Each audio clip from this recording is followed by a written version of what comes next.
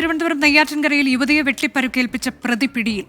കൊടങ്ങാവള സ്വദേശി ബിപിനാണ് പിടിയിലായത്. ആക്രമണത്തിന് ശേഷം പ്രതി യുവതിയെ സ്കൂട്ടറിൽ കെട്ടിവെച്ച് കൊണ്ടുപോകുന്ന ദൃശ്യങ്ങൾ 24-ന് ലഭിച്ചു.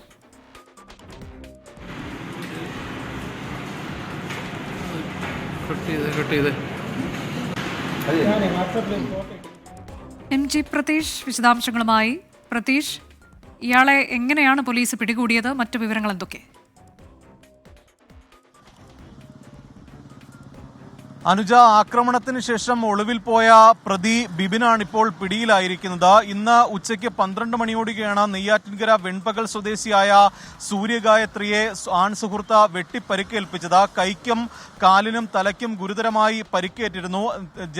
നെയ്യാറ്റിൻകര ജനറൽ ആശുപത്രിയിലായിരുന്ന യുവതിയെ പിന്നീട് തിരുവനന്തപുരം മെഡിക്കൽ കോളേജ് ആശുപത്രിയിലേക്കാണ് മാറ്റിയത്. ഈ ആക്രമണത്തിന് ശേഷം യുവതിയെ സ്വന്തം സ്കൂളിൽ കെട്ടിവെച്ചുകൊണ്ട് നെയ്യാറ്റിൻകര ജനറൽ ആശുപത്രിയിൽ പ്രതി കൊണ്ടുപോവുകയും അവിടെ ഉപേക്ഷിക്കുകയുമായിരുന്നു. തുടർന്ന് ഈ CCTV ഉൾപ്പെടെ കേന്ദ്രീകരിച്ച് പോലീസ് നടത്തിയ അന്വേഷണത്തിനൊടുവിലാണ് കാഞ്ഞിരംകുളം ഭാഗത്ത് നിന്ന് പ്രതി ബിബിനെ പിടികൂടിയത്. അല്പസമയം മുമ്പ് നെയ്യാറ്റിൻകര പോലീസ് സ്റ്റേഷനിൽ പ്രതിയെ കൊണ്ടുവന്നിട്ടുണ്ട്. ഈ ആക്രമണത്തിന് പിന്നിലെ കാരണം നിലവിൽ പോലീസിന് ലഭിച്ചിട്ടില്ല. അതുൾപ്പെടെ പോലീസ് പരിശോധിക്കുന്നുണ്ട്. കഴിഞ്ഞ കുറെ നാളുകളായി ഈ സൂര്യഗായത്രിയും ബിബിനും തമ്മിൽ പരിചയമുണ്ട്.